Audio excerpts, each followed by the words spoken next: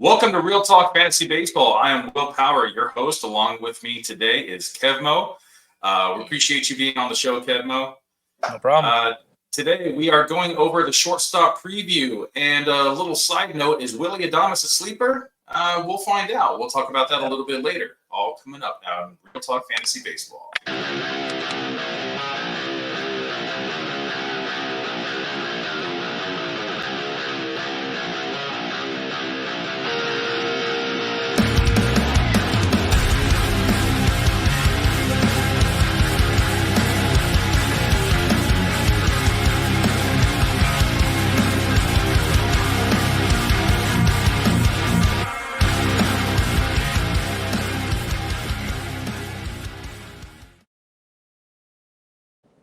All right, thank you everybody for joining the show. Before we start, please hit that like and subscribe button. There's also the QR code in the top right corner. You can scan that with your smartphones, and you can follow us on all of our social medias. If you prefer to listen on Spotify, we always upload our YouTube and our Spotify episode at the same time, Friday mornings, early Friday mornings for those early risers. And let's get right into it.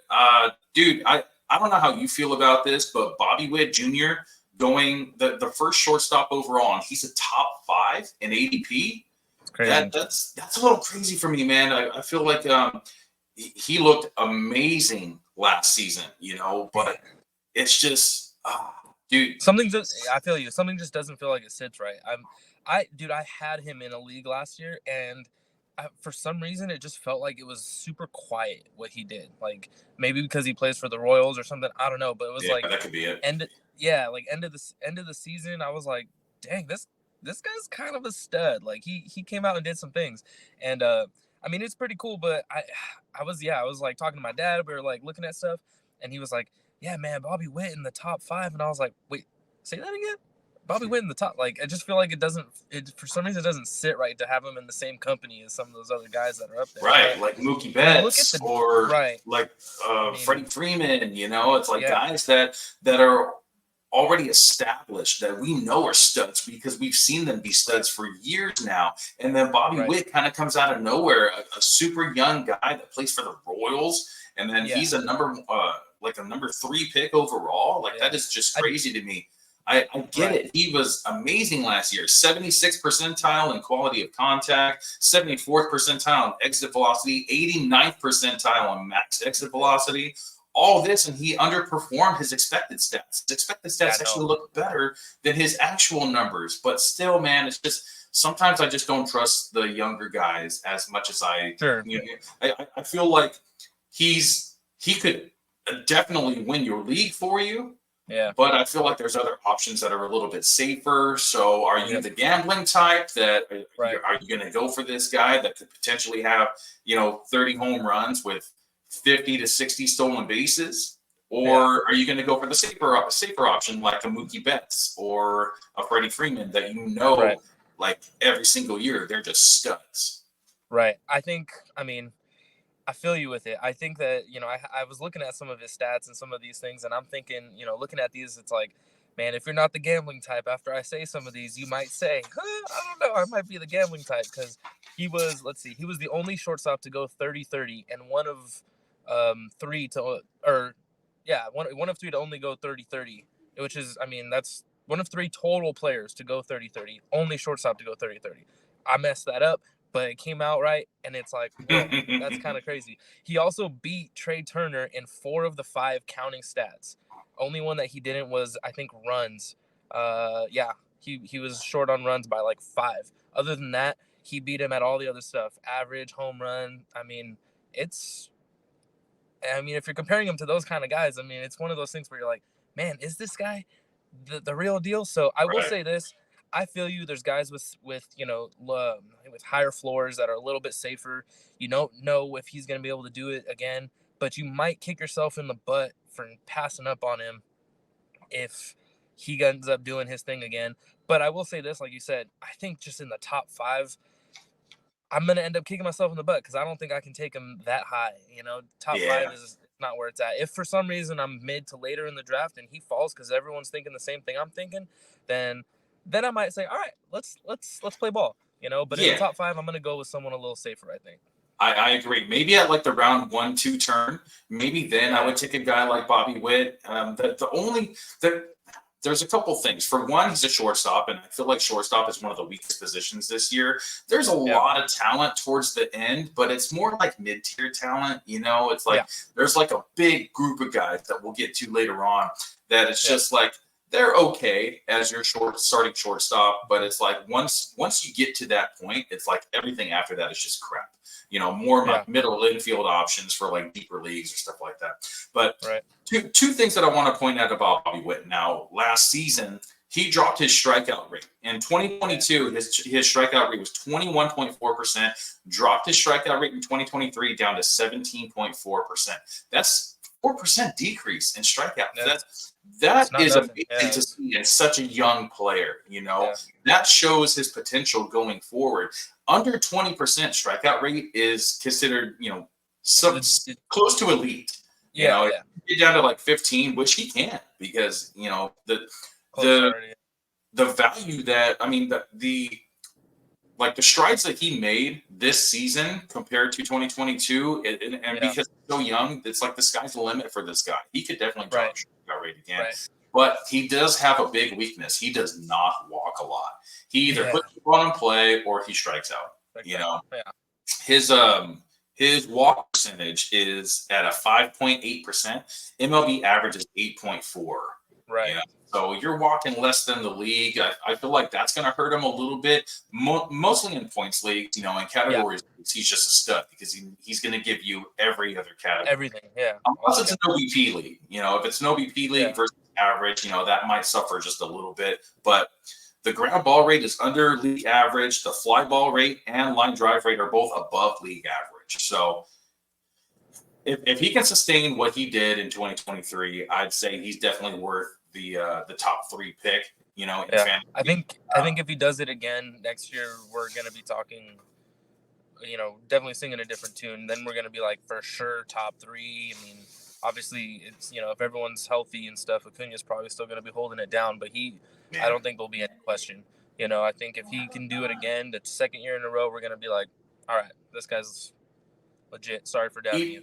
Even if Bobby Witt can get to Ronald Acuna numbers, batting average, home runs, stolen bases, Acuna is still going to be number 1 because of the lineup he's in.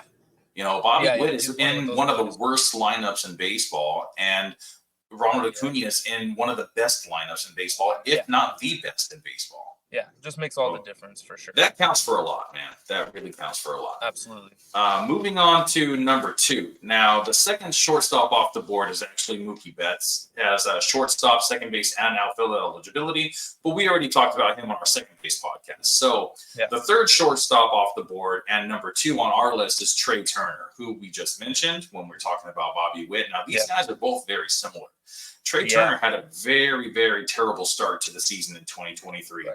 Pre-All-Star break, 247 batting average, 10 home runs, 19 stolen bases. Now, the stolen bases are a little bit deceiving because 11 of those 19 stolen bases actually happened in the month of June. So in March, April, May, he actually didn't really show too much speed on the base pass. But I think it's also because he wasn't really getting on base a lot. Post-All-Star break, 292 batting average, 16 home runs, 11 stolen bases. Now, that's more of the Trea Turner that we've seen in the past. And I don't know about you, man. Let me just ask you real quick. Is Trea Turner back? Do you think that last season was kind of just like him, growing pains, going to a new city, a new team? Yeah. And towards the end, he kind of became himself. And do you think that's him going forward?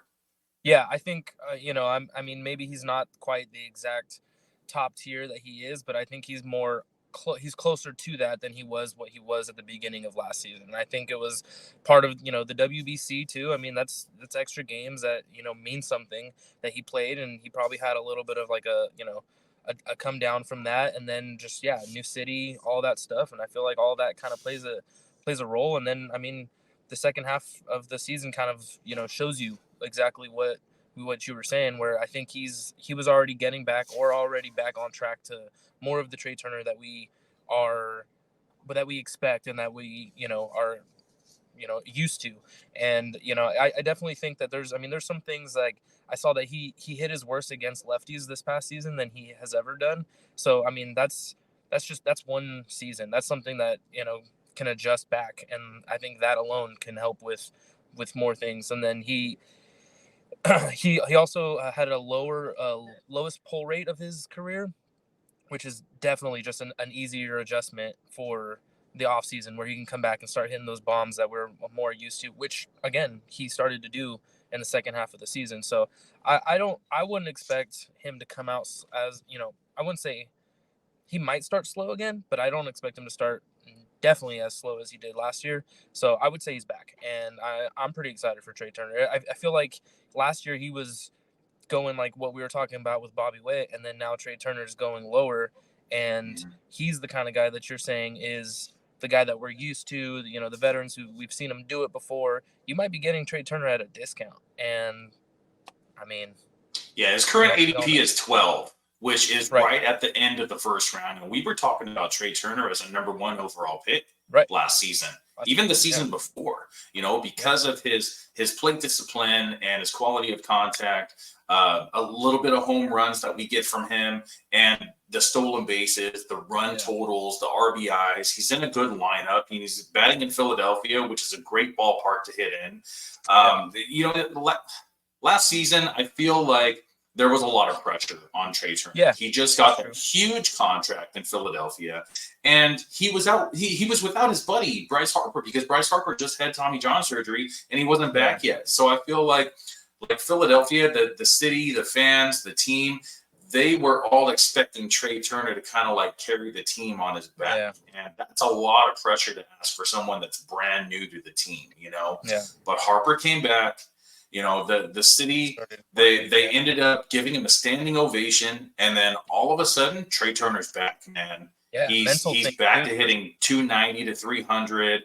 Power came back. Speed is there. He stopped making those errors, on the field in the beginning of the season. Even the mental errors, the errors in the field. Yeah, man. It kind of reminds me of like Jose Altuve when he was all in his head after the 2020 the sign stealing scandal had come out. He was just terrible, and I think Trea Turner was just in his head. Like, these guys are human, man. Like, yeah, for sure. We have to remember that these aren't just baseball players. Like, these are actual people that have emotions, and emotions play a great deal in baseball. And I was gonna say, baseball is a mental game just as much as it is a physical game. For sure. If anything, it's more mental than it is anything else. Yeah. More than other sports.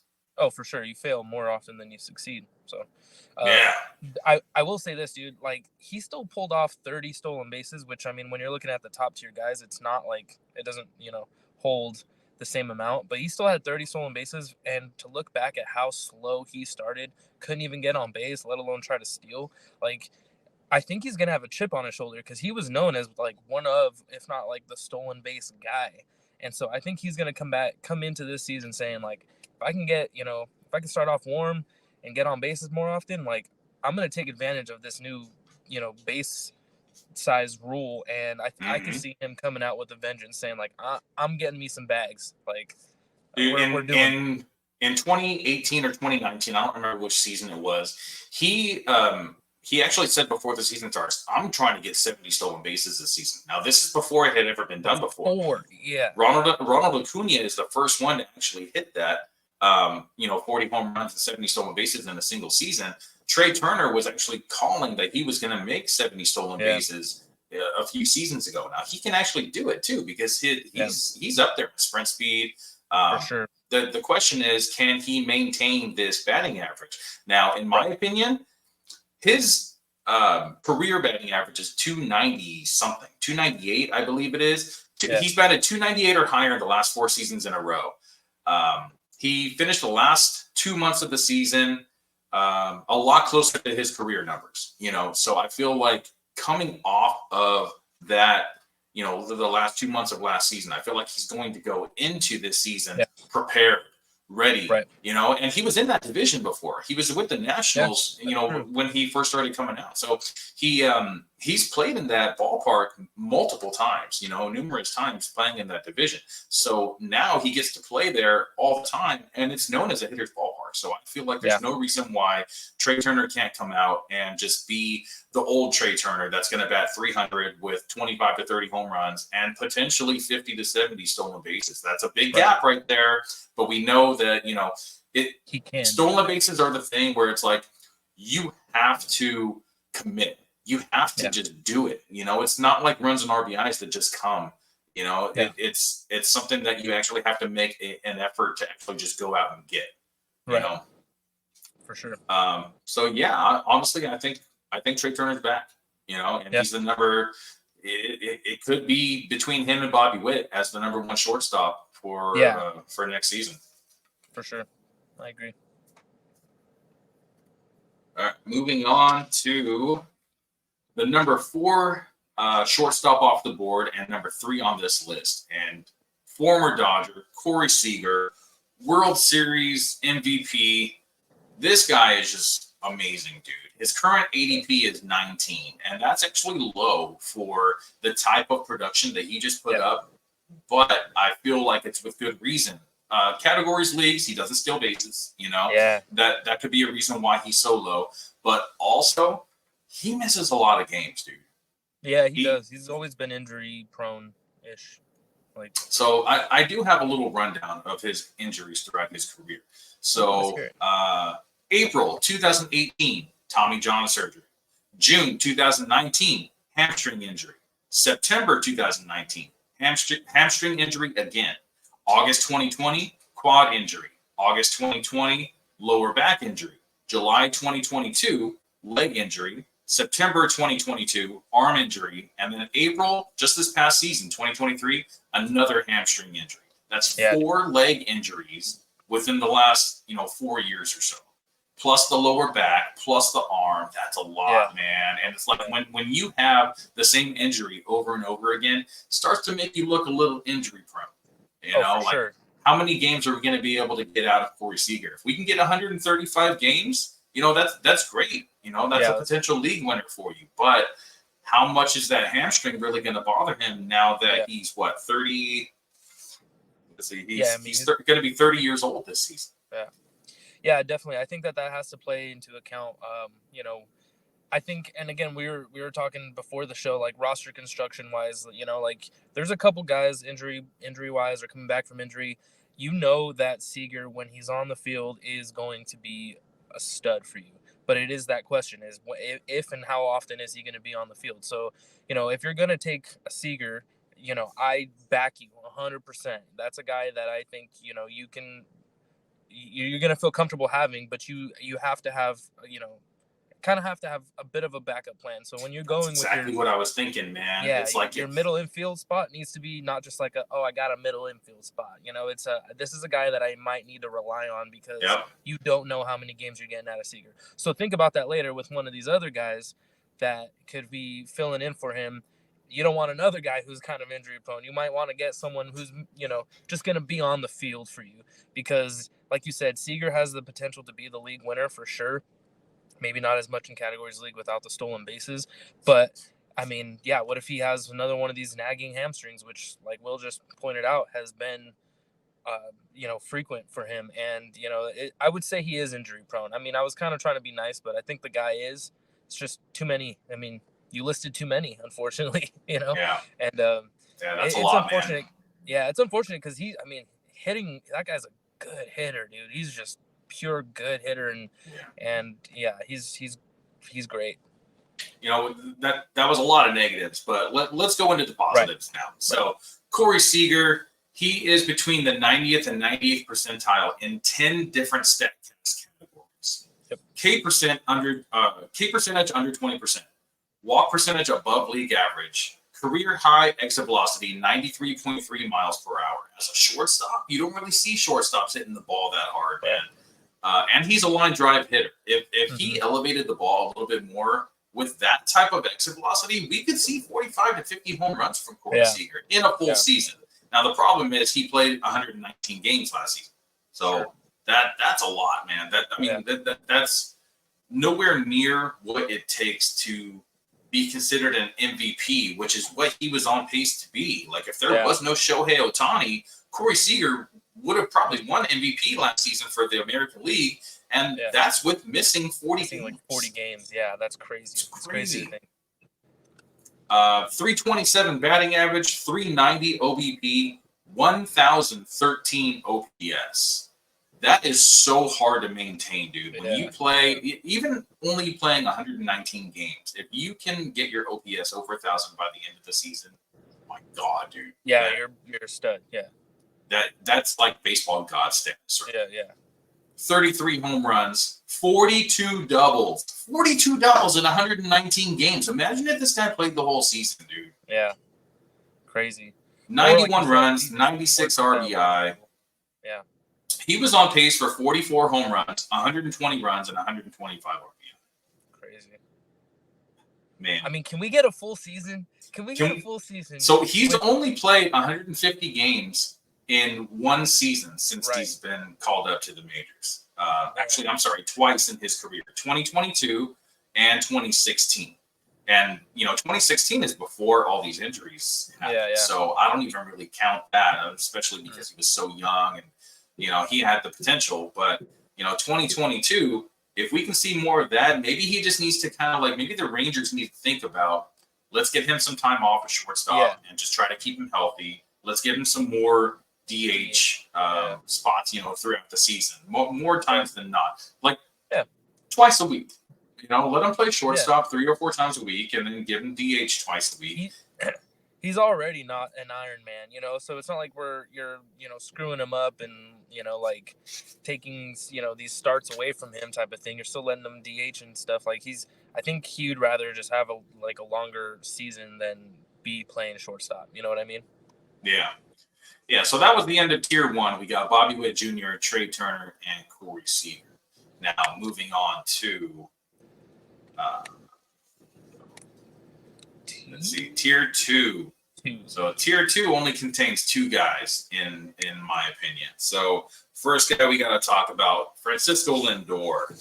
Now, Francisco Lindor used to be, considered a top shortstop in the league. And for a little while, he was kind of falling off a little bit, but now it's he's trying to get back into it again. Maybe the move from Cleveland over to New York, maybe it hindered him a little bit. Yeah. But now it's man, this guy kind of came out of nowhere again. Dude, he's been playing like the Lindor of old, and he's only 29 years old. I know. It seems like he's a little bit older because he's been around the block a few times, But 29 years old. Talk about looking at the stats and thinking, man, where was I last year?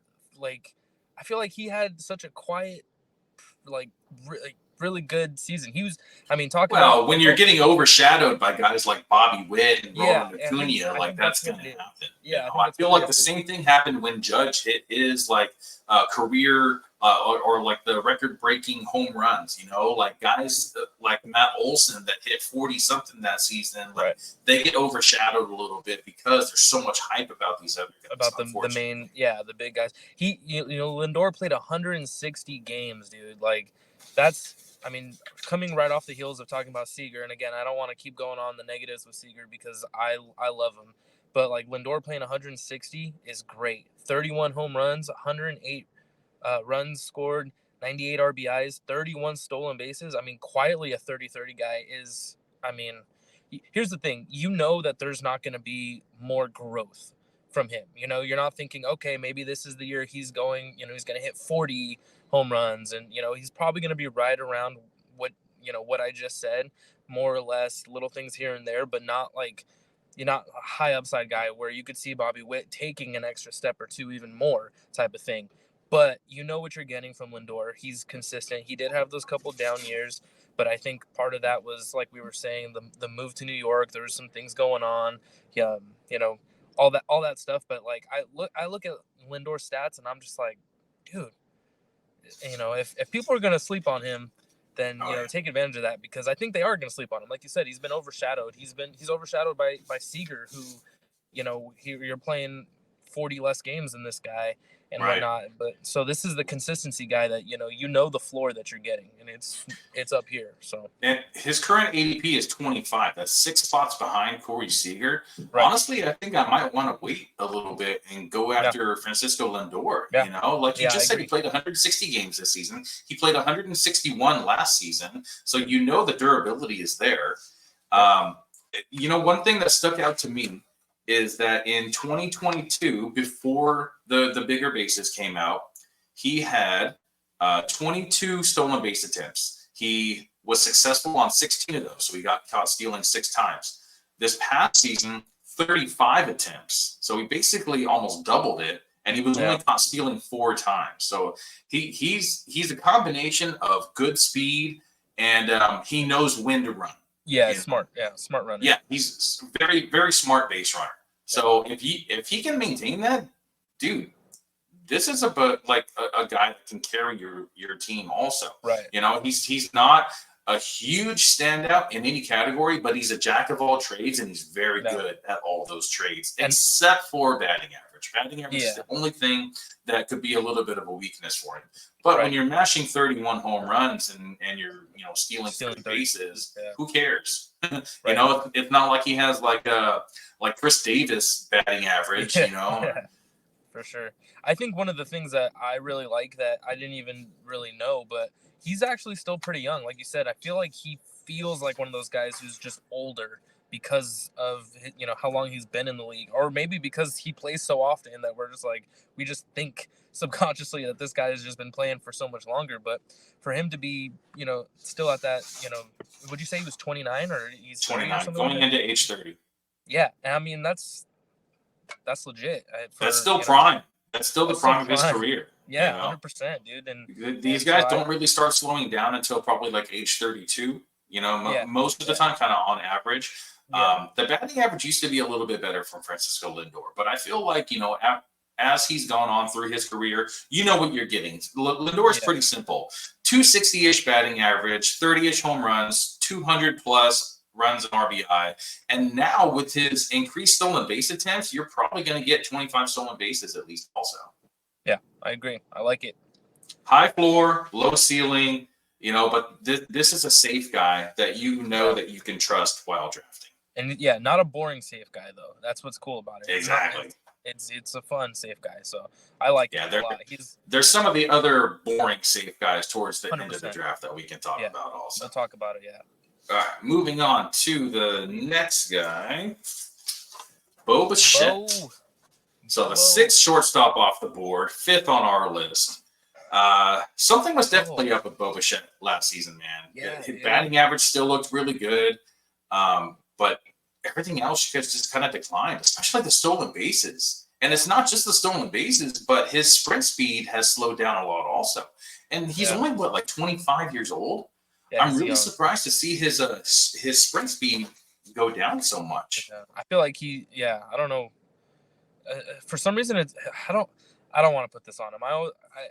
It almost feels like a little bit of like an effort thing, which is like crazy because I feel like on some plays I see him and it's like it's a different player. Like he's going more all out more often than not. And I mean, I don't want to put that tag on someone because I don't know him.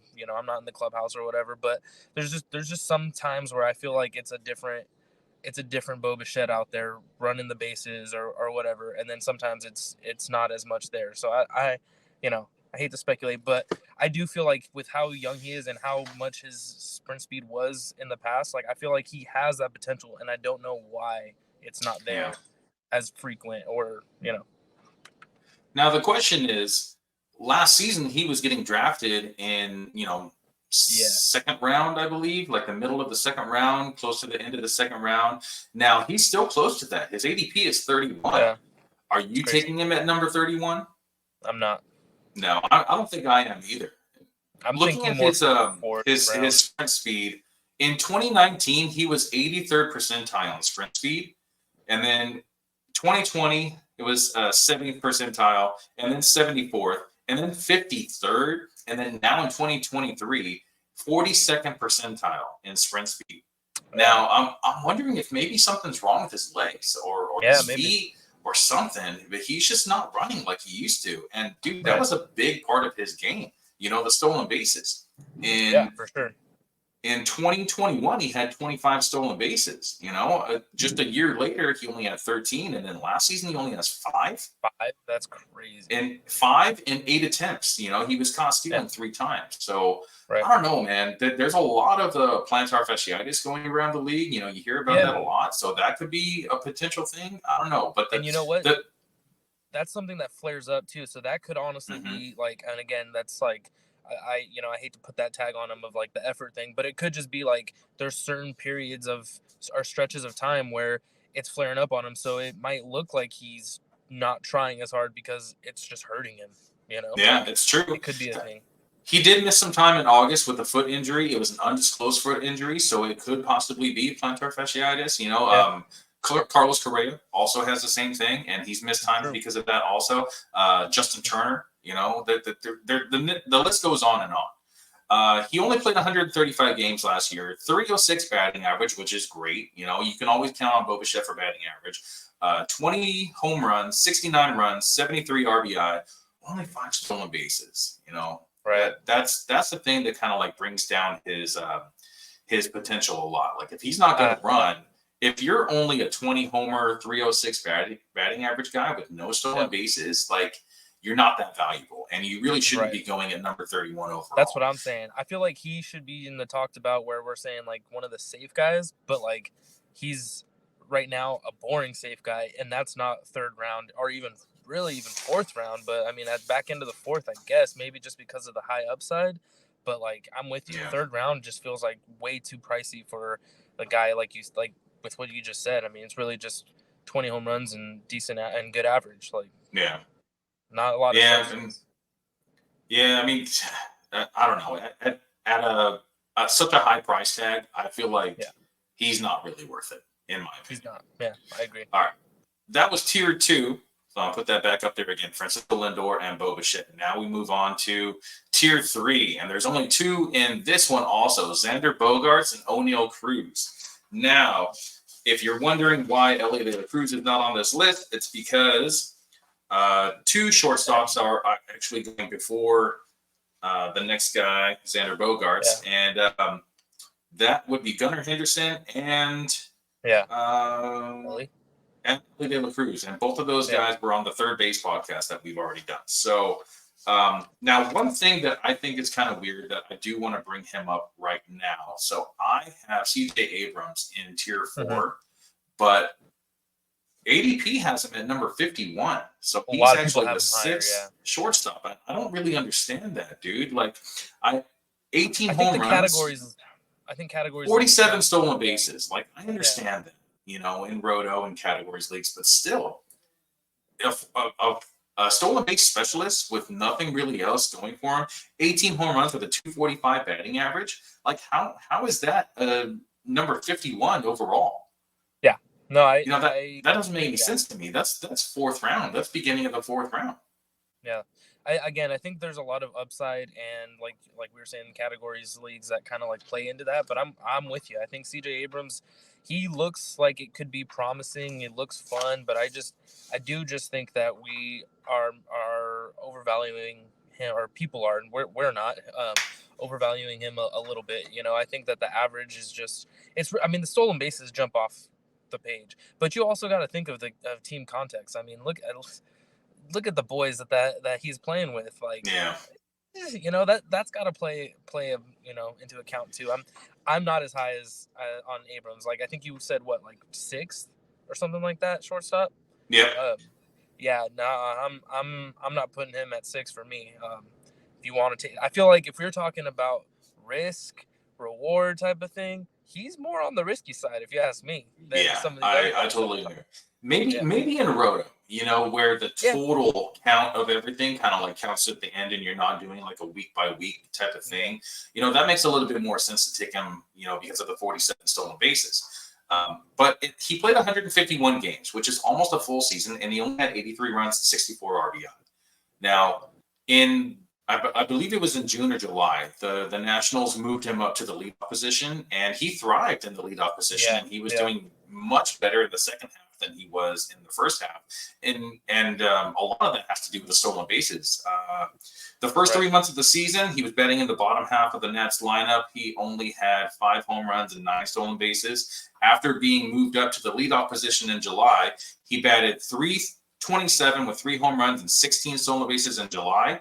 A .223 batting average with 4 home runs and 13 stolen bases in August, and .221 batting average with 4 home runs and 7 stolen bases in September. So that .327 batting average, that one is the outlier. That's the one that you can basically say, I don't trust them. .223 in August and .221 in September. That sounds a lot more closer to like what we're probably going to see, going forward. But when if you're chasing stolen bases, like if you have a guy in the first, if you're going to get Matt Olson and someone that doesn't steal, stolen bases like that, then you can pair him with a guy like CJ Abrams, because you're going to get your power from one and then your speed from another. But honestly, like when it comes to categories leagues, especially like because this guy doesn't score a lot of runs and RBIs, like I don't want to throw all my eggs in one basket and go after a guy like this. Yeah. That's that's going to give me, stolen bases only.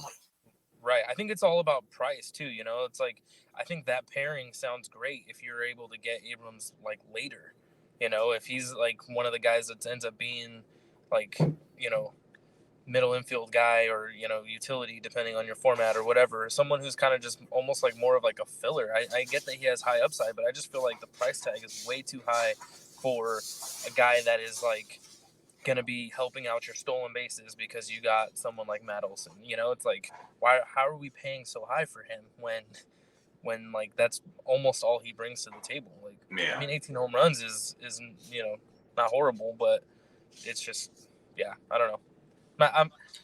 If he makes me eat my words, I'll be on here next year and I'll say, all right, CJ Abrams, my bad, like did your thing. But I don't know, man. It's the home run thing, like 18 home runs. It's like there's like 23 to 24 weeks in fantasy baseball, and that's not even 1 home run per week. Yeah, if you're not giving me at least 1 home run per week, it's like I really don't want anything to do with it. I'm not counting on you for home runs. Yeah, especially because of that price tag. Like that's way too high of a price tag to go for a guy. Like you can get Nico Horner a little bit later, and at ADP 62, and it's basically the same guy. And I feel like the Cubs are a better lineup than the Nationals are. I agree. I'm with you. So, was CJ Abrams and Hi, Maricopa County. I'm County Recorder Stephen Mitchell. Let's see. Moving on to the next guy, Oneil Cruz. Now, this is the guy that we got to talk about, man. 7th shortstop on our list. Huh? This guy's interesting. Yeah, dude. There are so many comparisons between Elly De La Cruz and Oneil Cruz. They are really tall dudes. So, okay, Oneil Cruz is 6'7", Elly De La Cruz is 6'5". Oneil Cruz, 215 pounds. Elly De La Cruz, 200 pounds. Oneil Cruz, 29.8 feet per second sprint speed. Elly De La Cruz, 30.5 feet per second in sprint speed. That's less than 1 second, or less than a foot. Yeah. Exit velocity, 91.2 for Elly, 91.9 for Oneil, 119.2 max for Elly, 122.4 for Oneil.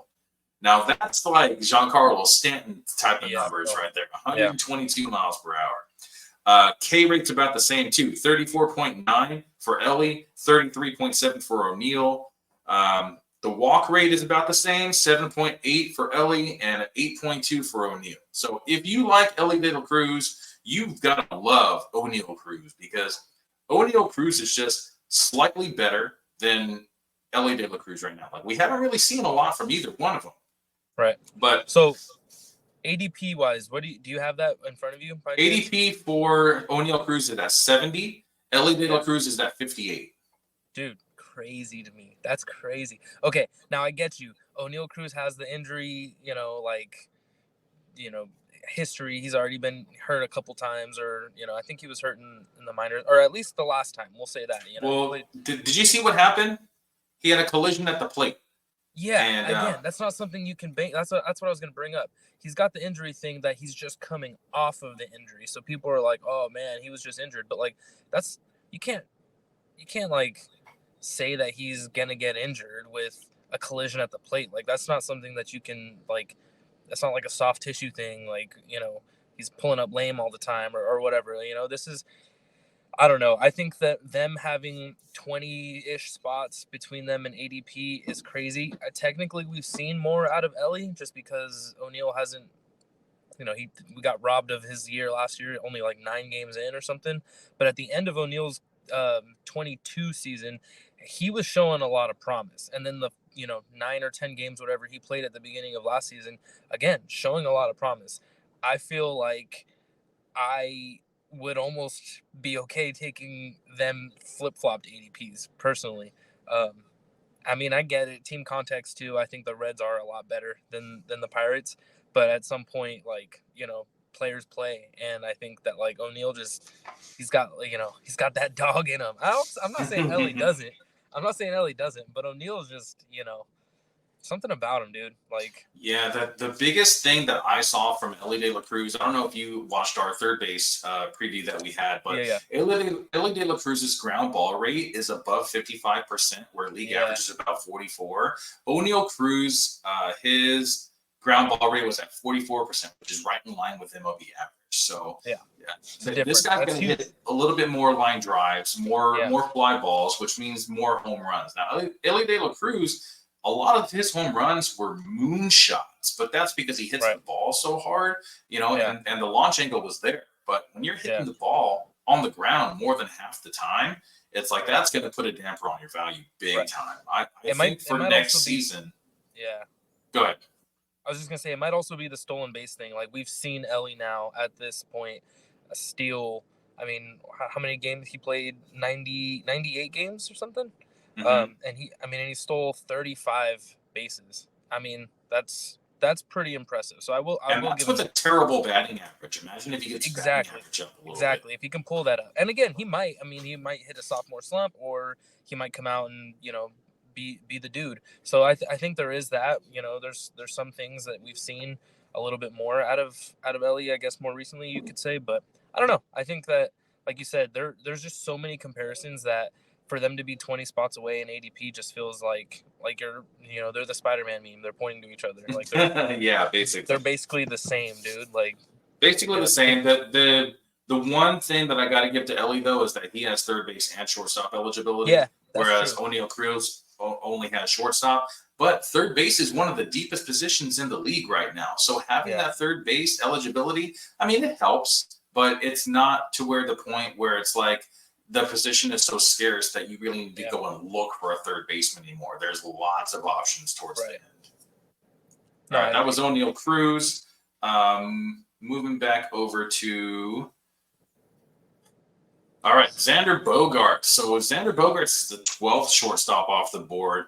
No, I'm sorry. The 12th shortstop off the board is actually Matt McLain, who we already talked about in our second base preview. So 13th shortstop off the board is Xander Bogaerts. Now, he's the 8th guy on our list that we got to talk about because of, position eligibility. Yeah. So Xander Bogaerts, I feel like he had a typical Xander Bogaerts season.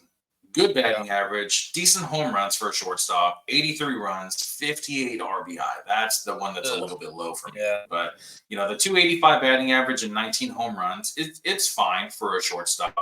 I'd still be happy with Xander Bogaerts as my starting shortstop for this upcoming season. Yeah, I don't get it. He finished the year strong too. Didn't he get hit twice in the wrist or something like that, or at least once? He missed some time because of an injury, I believe. Last season he played 155 games, so he was there basically the whole season. Yeah, no, I'm thinking of someone else then. In that probably case, Machado, his teammate Machado. Machado got hit on the wrist last season. I mean, so in that case, I feel like the RBIs, that's a bummer for having that many games played. But also the Padres they underperformed last season. So the RBIs, maybe they weren't there for 2023, but it's possible that they were there, that they're going to be there for 2024. Good plate discipline. K percentage was under 20% as always. He actually dropped his strikeout rate from 18.7% in 2022 down to 16.5% in 2023. Some added extra value there for points league or OBP leagues. Now, one thing that kind of came out of nowhere, 19 stolen bases for Xander Bogaerts in 2023. That's a career high for him after only getting 8 in 2022 and 5 in 2021. Previous career high was 15 stolen bases back in 2017. So I feel like this is just another player that you know what you're going to get. Close to 300 batting average, good plate discipline, 20-ish home runs, 80 to 90 runs. The 58 RBI, I feel like that's going to go up this coming season, probably closer to like 70 to 80. Yeah. And this is one of those with these stolen bases now, I feel like that's going to add that extra value that you never really expected from Xander Bogaerts before. Yeah. I feel like if you want to wait a little bit on shortstop, this is one of those safe guys that we're talking about that I feel like you can plug him into your lineup and feel like, okay, like I'm taking a hit from the top guys, but I can fill instead of taking one of those top guys with other positions that I feel like I might need more of. So, all right. So 13th shortstop off the board is Ha-Seong Kim, which we already talked about in our second base podcast. So the 9th shortstop on our list and 14th shortstop off the board, Dansby Swanson.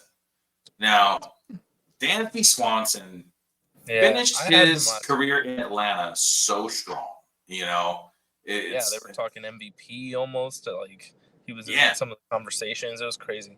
Honestly, like the rest of this list, man, I really feel like I don't want anyone else as my starting shortstop next season. Yeah. Like there might be some sleepers in there, but I feel like Xander Bogaerts might actually be like the last shortstop off the list that I would really feel comfortable with as my starting shortstop for next season.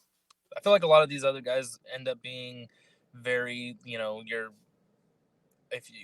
from the first guy on the list to the last guy on the list, you're not missing a lot. It's about this, close to the same when you're, weighing out the options type of thing. And I'm with you. I kind of want to pull the trigger on someone before, and then fall back on some of these guys. I will say, like Will pointed out, that there are a lot of guys that we didn't go in more depth with because they have different position eligibility, third base or second base also, but they also have shortstop eligibility. It might be a strategy for some of you people because, think about it. If you're the guy who doesn't take these other guys and now you're coming up on your shortstop has to be the Swansons or the Volpes or, some of these other guys. If you take 2 of the guys that we've listed before, and you can fit one in at third base and one at shortstop or third base and second base or whatever. Now you're kind of, you're cornering the market a little bit here. So you could either use that as trade bait later, or you're just hurting your the guys in your teammates, the guys in your league, because now they have to play with these other guys as their starting shortstops, and now you have 2 of them, but you're filling positions that you need. And I think that might be a bit of a strategy. I mean, don't. What you're saying right now, man. You pull that trigger. What you're saying right now, that was my strategy last season with third base. I hoarded 3 third basemen. I had Machado, I had Riley, and I ended up getting Junior Caminero also to for the future. So that way no one else could get them. And I was thinking like, all right, I thought you had one more too. I did, but I traded him away. That's right. I don't remember who it was, but I remember it was another top. Oh, actually, I had Max Muncy also. That's right. I traded him. I think I traded I traded Logan Gilbert for Max Muncy. Yeah. I felt like it was a decent trade. It was. I thought it was fair enough. I'm not gonna lie. I kept track of points the entire season. I kept looking back. I'm like, just to see. Man, how did this work out? It ended up being close. I think at the end, Muncy missed a couple games or something. He missed some time, or he got slow. But it was a decent trade for sure. But yeah, you had a gang. You had all the third basemen, and I think that's kind of the play because you weren't benching a guy and he was just eating up spots on your bench. You ended up filling them at third, corner, infield, utility. I think one of them had dual eligibility, so that you're filling spots with guys that are worth something, and then you had other guys that are other teams that are like, man, I got no third baseman, I'll trade you anything or whatever. Well, plus in our league, we have third base, corner field, and 2 utility spots. Right. So no matter what, all those guys were yeah. going to be in my lineup all the time. Right. And Max exactly. Muncy, I believe he had first, second, and third base eligibility last season. Yeah, well. so you were able to maneuver him, and I think that might be the play. You know, I mean, what? Yeah, it's a good strategy. It's a good strategy. Shit. That was actually supposed to be for later. All right, so actually, so back to Dansby Swanson. First off, when I say I'm a firm believer in playing in players playing at their ceiling when they're in a contract year. You know, I've said that multiple times before, and Dansby Swanson actually did that with Atlanta in 2022. His final season in Atlanta, 277 batting average, career high, 25 home runs, second highest of his career, 99 runs, career high, 96 RBI, career high. 18 stolen bases, career high. Previous was only 10. Now, going into 2023, his first season with the Cubs, 244 batting average, 33 points lower. 22 home runs, 3 less than the previous year. 81 runs, that was 18 runs lower. 80 RBI, that was 16 RBI lower, and 9 stolen bases. And, you know, that's 9. That's basically cutting the stolen bases in half after they increased the base size, you know. And I kind of ruined it a little bit right there. But I did ask Dansby Swanson about this, and this is what he had to say. Fool you!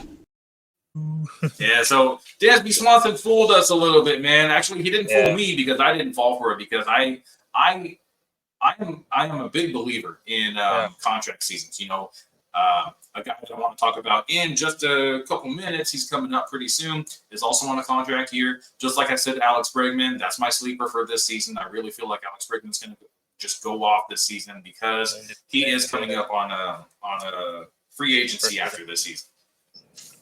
All right, so the next guy on the list is Anthony Volpe, which you had just mentioned. He's the 10th on our list and 15th shortstop off the board. I'm going to change this name real quick for the viewers. So not the most impressive rookie season. Yeah.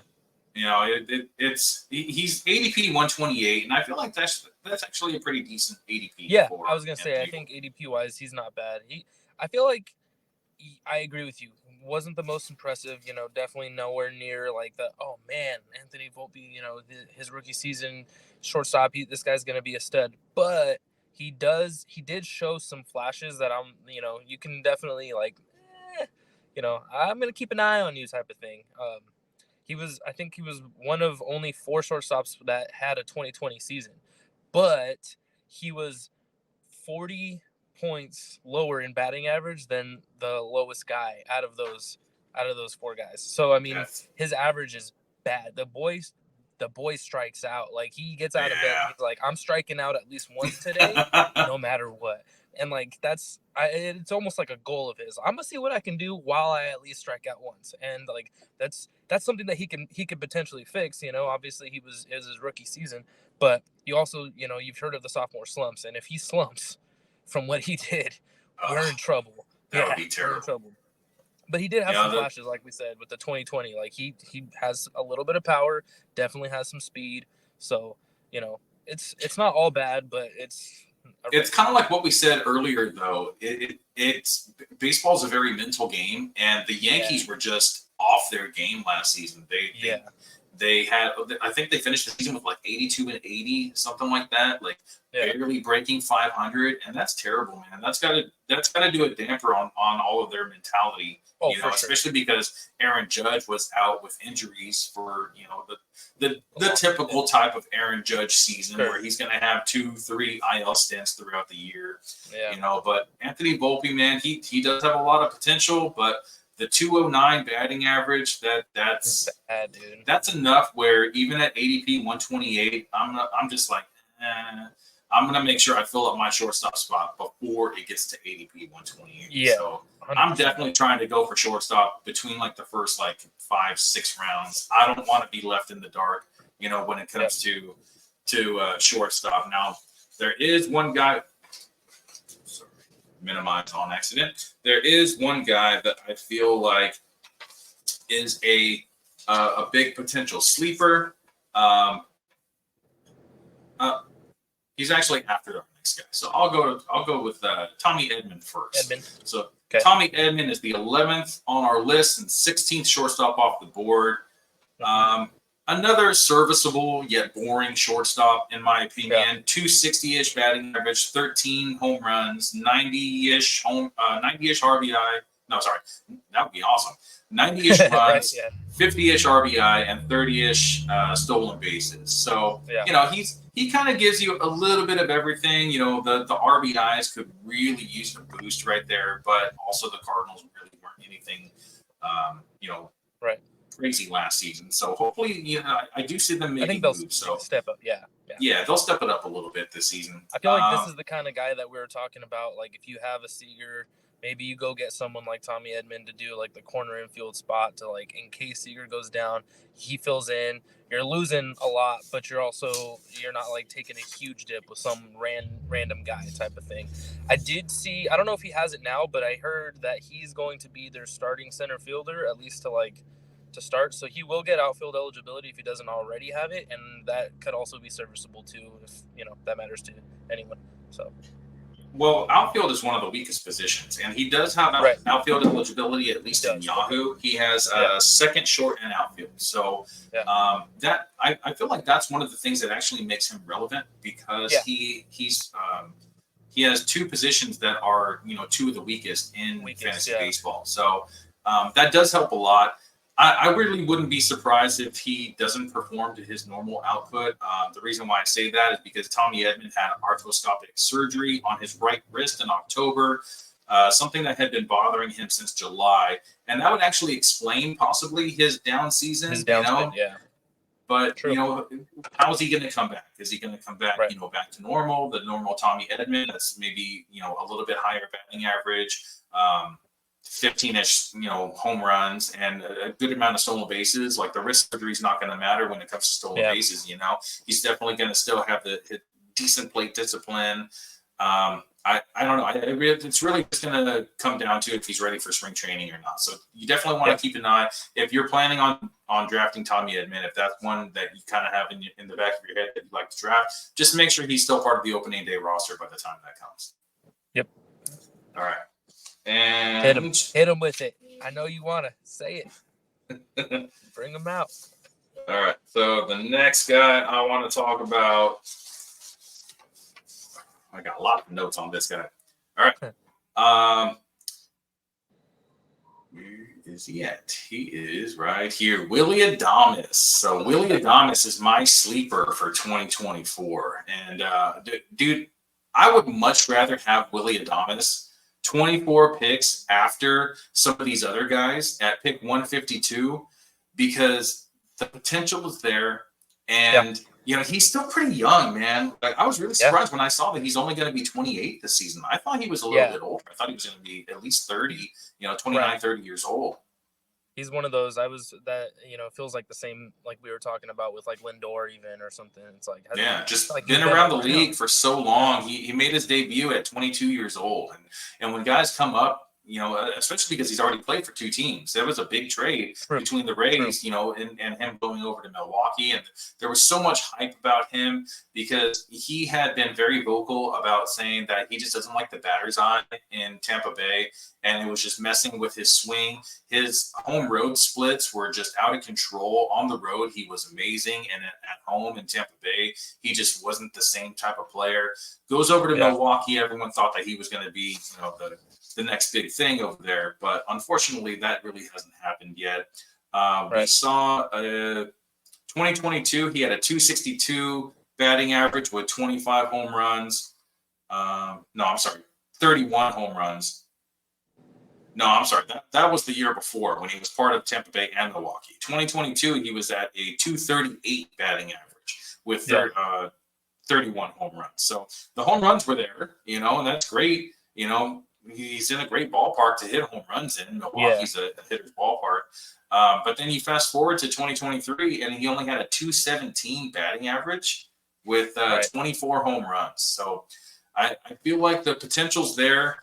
Coming off of going into free agency, after this 2024 season, I feel like this is the type of guy that you can really look that he wants to show what he can do. And at 28 years old, in the prime of his career, I wouldn't be surprised if we see something closer to like what we saw in 2021, which was a 262 batting average with minimal pop. But I feel like because he's a little bit older now, he could probably hit the 31 like he did last season. So a 260 batting average with 31 home runs, compared to the 217 batting average with 24 home runs that we saw last season. I feel like this could be a potential sleeper, not like someone that could be, giving you first round production, second round production, something like that. But at ADP 176 towards the end of the draft like this is definitely a guy that you could sit on for a little bit. And if he doesn't work out, oh, well, you got him at ADP 176. You can drop him and pick up someone else on the waiver wire that may be a little bit more enticing. Right. I think cost, like we've, theme of this episode, I feel like I keep saying is like cost wise, I think you can get good production for him. And especially at that cost, it just feels like that's the kind of thing that you want to kind of think about when you're, maybe you do miss out on some of those top guys, or, someone else has the strategy that you have and they reach for guys and, you're getting left with some of the middle pack, like the Swansons. And then, you missed out. Don't reach for one of those guys just to fill a shortstop spot. Maybe you make the rest of your team stacked, and then you go get a guy like Willy Adames and hope that you hit the upside of him. The other guy that I think you were going to maybe bring up too, and I like, is Thairo Estrada, and I think he kind of fills that same mold. Not quite as much upside, especially with the home runs, but I feel like he's the kind of guy that you could also fall back on. And for the price that you're going to get him at, I feel like you might get something similar to a Dansby Swanson without having to pay as much, so that you can make the rest of your roster better and, still be balanced. Yeah, so Thairo Estrada is actually going about 30 picks before Willy Adames. And that's actually kind of crazy to me. I didn't even know that. That's crazy. It is super crazy, dude. I don't get it, man, because he's the type of player, honestly, in my opinion, he'll never be my starting shortstop. I would much prefer like anyone else except for him. Like middle infield option, that's fine, but there's nothing special about Thairo Estrada. Last season he had a 248 expected batting average, so he batted above his expected stats at 271.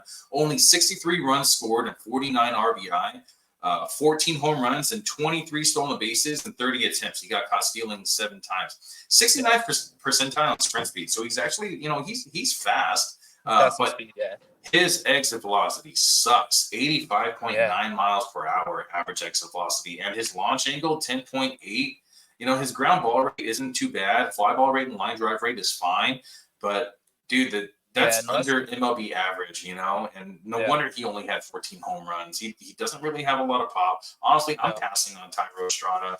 Like there's other guys. Yeah, I didn't know his ADP was that high. So, I mean, at that, I would for sure pass on him too. I think if he was closer to the Willy Adames, or actually, I almost feel like they should be flipped, and then with that would make so much more sense. Yeah, I agree. I feel like the ceiling for Willy Adames is just so much higher than the ceiling is for Thairo Estrada. I guess the floor is a little bit higher for Thairo Estrada. He might be like a little bit safer option because you don't know what you're going to get from Willy Adames. But like I said, man, contract season, and we saw with Dansby Swanson, take advantage of this contract season from Willy Adames, and then forget about him next year when he signs, a big contract with a different team. Yeah. Now the last guy that we have to go over, and there is so much hype about Jackson Holiday. Jackson Holiday, man. Where do you think he goes ADP wise if they say they announce next week he's on the opening day roster, blah blah blah. He jumps. So his current ADP is 186, which is already high for someone who's not even on a roster right now.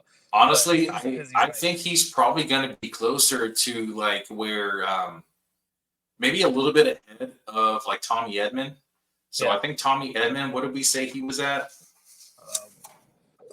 Tommy Edman's at 144. So Yeah, I was actually, gonna say I like think 130 he's right probably there. closer to like Dansby Swanson, in between like Dansby Swanson and Anthony Volpe. Yeah, Between I those see that. guys. So It's around just pick all like upside. 120.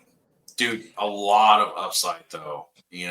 I- I have Jackson Holiday ranked higher than Willy Adames and Tyro Estrada, and honestly, I think I'd rather have Holiday more than Tommy Edman, more than Anthony Yeah. Volpe and Dansby Swanson. I would All those too. guys I see as middle infield options, where Jackson Holiday could be last year's Gunnar Henderson. Yeah. Or Where better. he possibly, Yeah, because the Gunner started pedigree is off just so slow. Gunner started off incredibly slow, and then took off. And I just from everything I've heard about Holiday is that the kid is just consistent. He's a pure no BS hitter. Like he's not gonna sell out for this or that. He's just a good hitter. Like I see him maybe not flashing right off the jump, but he's going to put the ball in play. Like he's gonna hit good right off. So if he's on the opening day roster, that's a guy that I'm like, hey, if you want to take a chance on him, I back you 100% because he's the kind of guy that is going to, potentially. I mean, I don't know if you can say win you the league. I guess maybe, but like he's the kind of guy that you can get at a decent price and be one of those like pretty solid, shortstops for sure. Yeah, that's him on the graphic on the screen right at the bottom, just waving hi to everybody. The little he looks a little shy right there, but dude, Yeah. Unfortunately, we don't have Statcast info on Jackson Holiday because they don't Right. track exit velocities and launch angles, stuff like that in the minors. But his Right. ground ball rate, fly ball rate, and line drive rate look really good. Fangraphs gave Holiday a 60 grade in raw power and a 50 grade in speed. That's similar to Matt McClain. And I know you had Matt McClain in our league last season. Matt McClain hit 16 home runs and stole 14 bases in just half a season. So that's 30-30 potential. And I could definitely see Jackson Holiday doing something similar to that. Now, like you said, the question is, it's not Holiday's talent at this point. Are the Orioles going to make him part of the opening day roster? And honestly, I was going over the Orioles lineup today, and it looks like he might actually have his chance, man. First base, they have either Mountcastle or O'Hearn. The other one will probably be at DH. Second base, they have Jordan Westberg and Adam Frazier. Third base, Gunnar Henderson and Ramon Urias. Shortstop, Jorge Mateo, who's fine, but I could totally see Jackson Holiday taking over for Jorge Mateo at shortstop. Left field, you got Austin Hayes. Center field, Cedric Mullins. And right field, Anthony Santander. They don't really have a prominent like DH. It might be Mountcastle. It's probably going to be one of those guys just to kind of like give time off to the guys around the infield. But I see Jackson Holiday making the opening day roster. I don't see any point in leaving him down, especially with that draft pick compensation. If he ends up getting Rookie of the Year, dude, that's 2 years in a row that the Orioles would have Rookie of the Years. Yeah. Why would you pass that up? He might not make the opening day roster, but I'm pretty sure if he doesn't, he's probably going to get called up super early. Yeah, I feel like the Orioles are kind of a wild card there because I know that last year they had some moments where Mateo was just not playing as good or injuries or whatever, and they just would not pull the trigger on Westberg. And same thing with the injuries in the outfield, and they would not pull the trigger on Herstad or whatever, however you say his name. Mm-hmm. And for some reason, I feel like they're just a little hesitant on pulling the trigger on some of these guys. Now, Holiday's a different breed. He's not quite, he's above those other guys that I just said. So that might be all the difference. But I also wouldn't be totally surprised if they're just, holding their water this whole time just for the right moment type of thing. But I mean, I think just as a fan, just as a storyline, just as the whole nine, I want to see him up there. I want to see him get every day at bats. From what I hear, he is a monster. Like just such a good hitter, and like you want those young guys hitting. This is what baseball's about, Let the kids have fun. How that goes, like this is a kid. Mm-hmm. He's literally a little 19 years old. Kid. He was drafted in 2022. Dude, he made it to AAA so fast, dude. He went through those minor leagues just quicker than anybody else I've ever seen. Yeah. It's that's what I'm saying. That's got to show for something. Like the kid's good. Let's see him play. I want to see him play. Yeah, me too. All right, that was it for our shortstop preview. We appreciate you guys for watching. Make sure you hit that like and subscribe button. Next week, we'll be back with our outfield preview, starting our outfield preview, because it's probably going to take a couple episodes to get through because outfield is just so big. Going to go into starting pitcher and relief pitcher after that. Thank you, Kevmo, for being here, taking over for Javi today. Javi couldn't make it today. Didn't mention that earlier, but he will be back next week. Again, please hit that like and subscribe button. You can scan that QR code in the top right corner to follow RTB on all of our social medias. And also, hopefully, if you've reached the end of this video, if you want to be part of our fantasy league, we are actually going to be starting a fan league, a categories fan league, and I will be starting that tonight or tomorrow-ish. If you would like to try to be entered in our fan league, you can message us here on YouTube. You can scan that QR code in the top right corner. You can message us on Instagram or Facebook or YouTube or, wherever it is that you're listening or watching our podcast. We appreciate you guys tuning in. For Kevmo, I am Will Power, and we'll see you guys next week. Thank you. Later. Peace out.